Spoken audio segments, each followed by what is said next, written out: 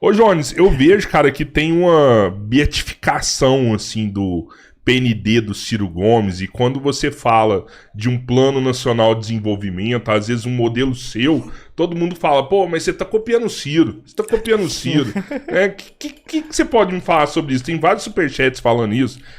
Falou de desenvolver o país, tá copiando o PND do Ciro. Veja, isso é um processo fruto da despolitização brasileira, que o Ciro, ele trabalhava, né, numa empresa privada.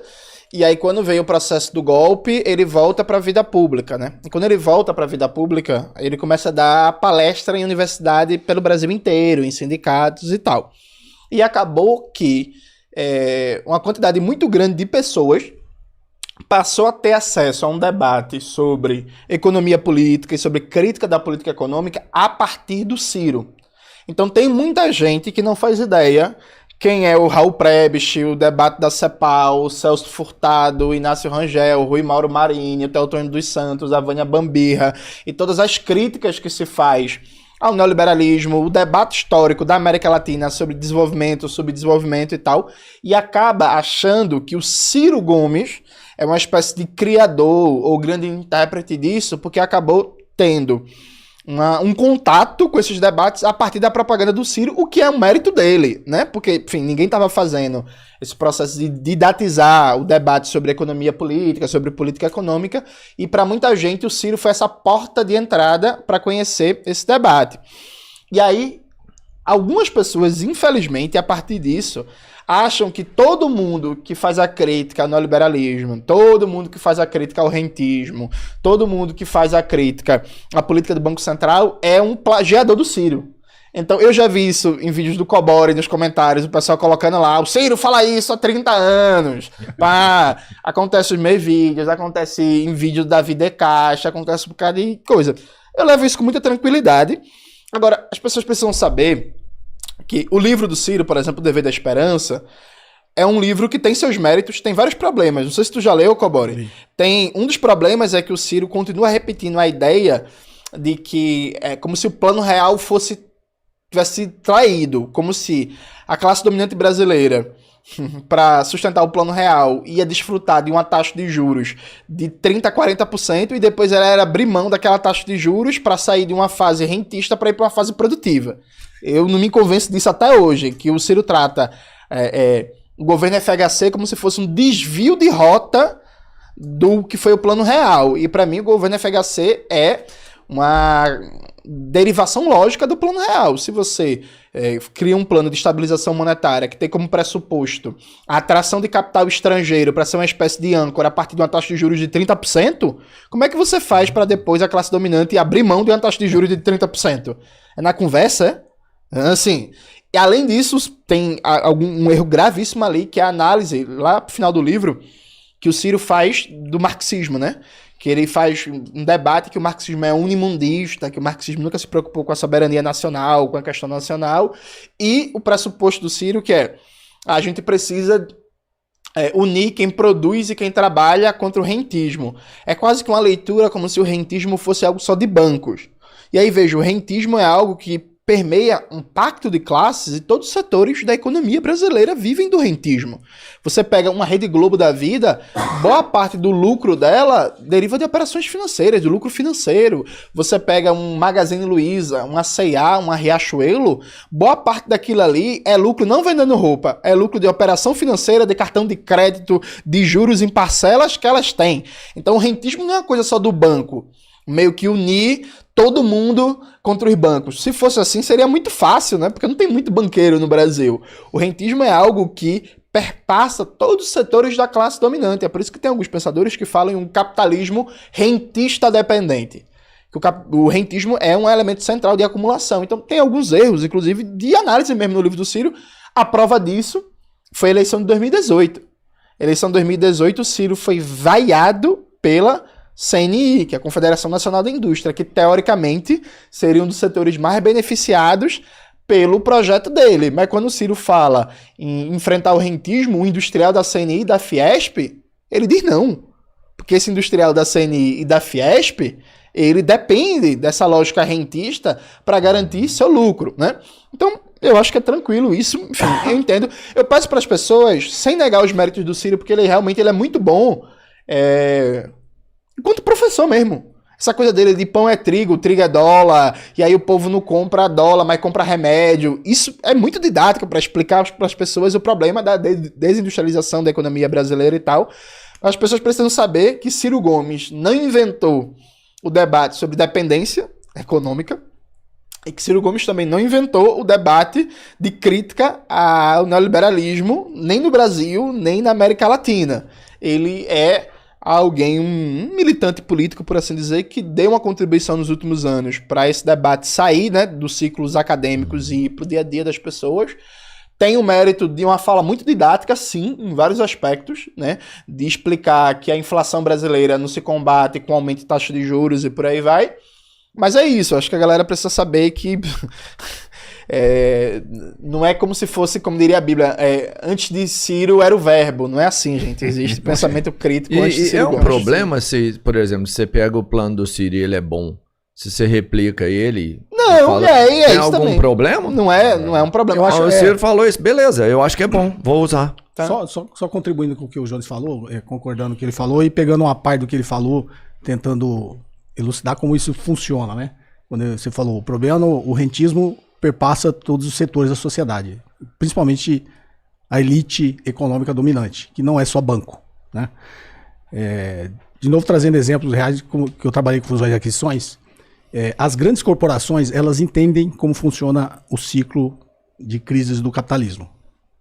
Elas entendem, tá? E eu até, assessorando, a gente ajuda eles a entenderem, né? Tem um vídeo no meu canal, depois quem quiser assistir, chama Ações em Tempos de Crise, em que eu explico... os seguidores perguntavam muito, em que ação invisto em tempos de crise, aí teoricamente eu explico ali como que funciona esse, e eu falo, você tem que investir em empresas que têm fortes posições de caixa. O que as grandes corporações começam a fazer, e elas se aproveitam das crises do capitalismo para concentrar ainda mais poder de mercado e riqueza. As grandes corporações, quando elas começam a acumular muito capital, ela para de reinvestir, principalmente com a taxa de juros no patamar que está. Por que isso não acontece na China? Porque lá não tem essa taxa de juros, então o lucro tem que ser reinvestido. Então toda empresa grande, quando ela tem uma margem boa de retorno, para quem olha uma demonstração financeira, aquele dinheiro fica ali em reservas de lucros, aí aquela reserva de lucro ou ele reinveste na empresa ou ele distribui. Tá? As grandes corporações obviamente distribuem uma parte para os acionistas e ela reinveste, mas não em ativos reais, em bens de capital, para produzir mais. Ela reinveste está lá no ativo circulante em aplicações financeiras. A taxa de juros de 15%, eu começo a acumular lá. Por que elas começam a acumular lá? Porque elas sabem que no ciclo de crise do capitalismo, as empresas médias e pequenas não têm como fazer isso, não fazem, até para sobreviver na concorrência, desleal com o grande poder de concentração que tem as grandes corporações. E aí elas são as empresas que estão mais alavancadas dentro daquele modelo que eu falei ontem do Minsky, que está no livro do Minsky. Elas estão cada vez mais alavancadas, porque ela precisa dar retorno, e ela se alavanca, toma capital terceiros, e a crise do ciclo capitalismo é isso, né? Começa com a taxa de juros alta, a taxa de juros vai aumentando, aí aquele fluxo para pagar o capital de terceiros da dívida não tem. Essas empresas, quando esse ciclo chega no auge das empresas e da economia quebrar, que são as crises do capitalismo, as empresas pequenas e médias ficam a preço de banana, as grandes corporações fizeram o inverso, acumularam o capital com essa taxa de juros lá em aplicações financeiras, que é o rentismo dentro das corporações, que o Jones falou. E o que ela faz? Compra essas empresas a preço de banana, o modelo se reajusta, se concentrou mais poder de mercado, se concentrou mais riqueza, e tudo isso só foi feito porque existe o rentismo e porque a gente mantém uma taxa de juros nesse patamar. Isso é contraproducente para a economia. Em todos os sentidos é contraproducente para a economia, entendeu? E aí lá na frente, de novo, vai você criar uma empresinha pequena para fornecer para essa grande corporação, que é o que a Americanas faz, né? O que a Americanas faz na fraude dela é isso. Sim. Ela pressionava os fornecedores a dar um prazo médio de pagamento de 180 dias. O que ela estava fazendo? Eu não vou financiar o meu capital de giro. Você vai. É você que está financiando o meu capital de giro. Aí eu obrigo você aí no sistema financeiro a se alavancar. E com o dinheiro que eu vou acumulando aqui, eu vou acumulando para depois te comprar. Quando você quebrar, eu te compro. Entendeu? e concentram mais poder de mercado. Então é isso que acontece no dia a dia do capitalismo, que o Jones falou, exatamente isso, né? O rentismo não está só nos bancos. O capital financeiro, que é os bancos, obviamente o rentismo está ali, mas ele injeta dinheiro nas grandes corporações, principalmente, para elas ganhar dinheiro com taxa de juros também, fazer todo esse movimento aqui, porque quando elas compram essas empresas que quebram, o capitalismo financeiro não tem prejuízo. Porque essas grandes corporações compram essas pequenas e médias empresas pela dívida. Eu já estruturei muito desses negócios, cara. Então, a gente chama de efeito co-segura. Porque o spread desses caras é alto, porque eles são menores, tem um risco maior. Quando as grandes corporações compram isso aqui, as grandes corporações compram essa empresa pela dívida, mas as grandes corporações, que é o efeito co-segura, já negociou com os bancos. Sim. Então, para os bancos, ele compra, tipo, você está devendo 100 milhões. Não, eu te compro pela sua dívida, te pago 100 milhões. Só que os 100 milhões para você, para mim, custa 50. Eu já negociei com o banco. Eu vou pagar a sua dívida de 50 milhões por 50 para o banco. Uhum. Só que para você, eu comprei você por 100. Sim. Só que para mim custou 50.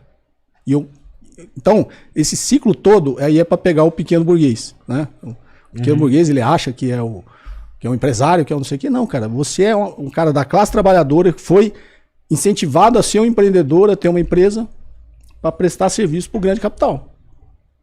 E lá na frente, quem vai se ferrar é você, cara. As grandes corporações vão te comprar mais barato e o ciclo vai começar tudo de novo. Você entendeu onde ele te pegou? Então, só fazendo essa contribuição, que o rentismo, ele perpassa todas, principalmente as grandes corporações. Claro, né? E assim, a gente vê hoje vários monopólios no Brasil agindo da mesma forma, né, cara? Você pegar aí, você falou casas americanas, mas, pô, você vê que, sei lá, Amazon, Mercado Livre, esses caras estão fazendo isso o tempo todo aí e as pessoas não vê, né?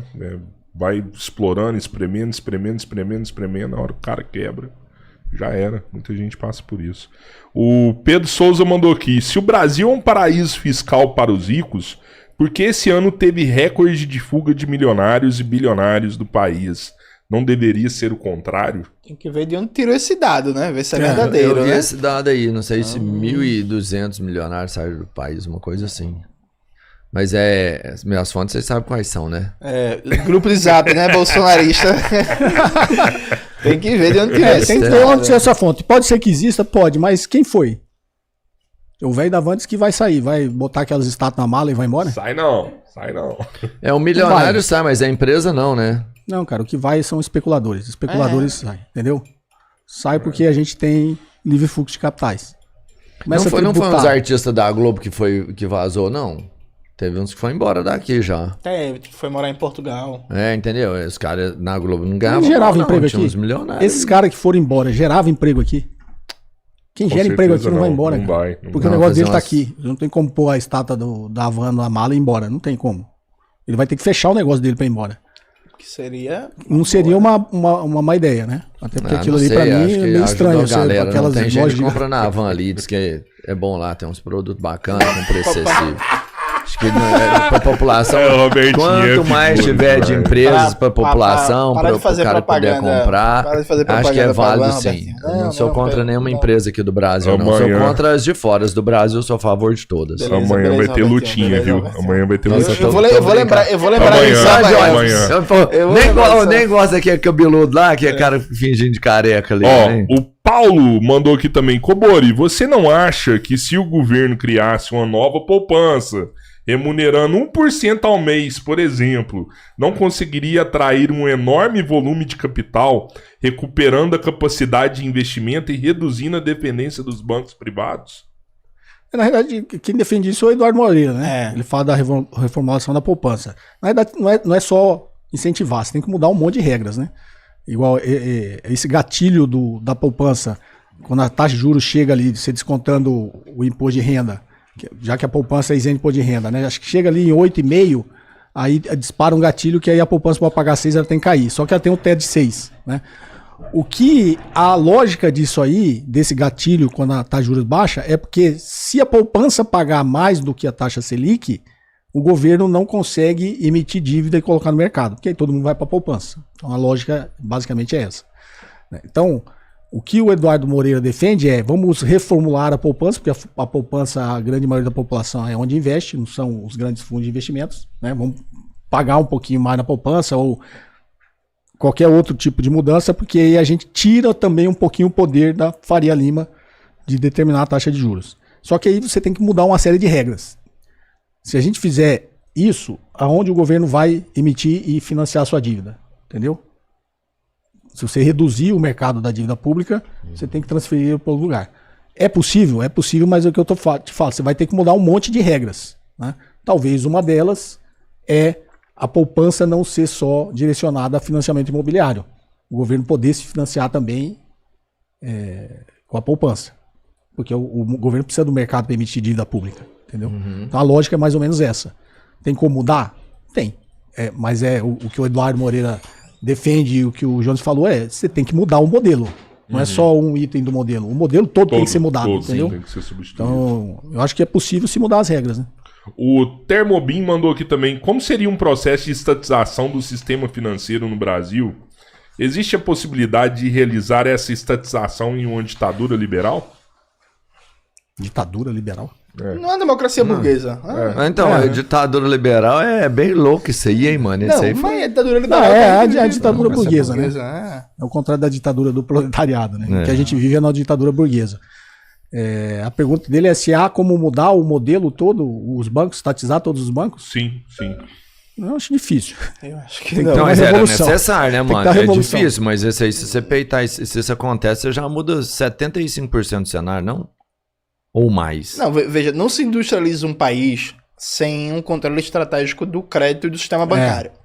É isso. Então, um dos segredos da China é que a China controla o crédito como um bem público. Então, lá é isso. Parte fundamental da política de planejamento é um direcionamento planejado do crédito e toda a regulação muito dura do setor bancário. Dito isto, o setor bancário hoje é um dos principais setores da classe dominante interna.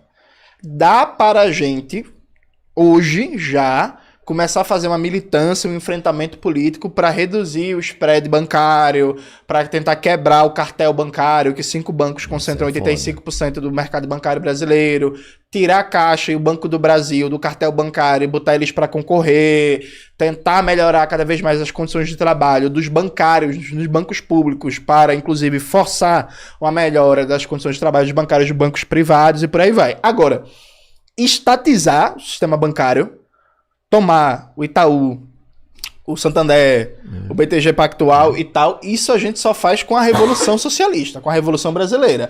Porque assim, o presidente, vamos imaginar uma situação hipotética, Cobori chegou lá na presidência, e aí ele tá ciente de que para um projeto de industrialização do Brasil é preciso ter um controle público estratégico do crédito e do sistema bancário.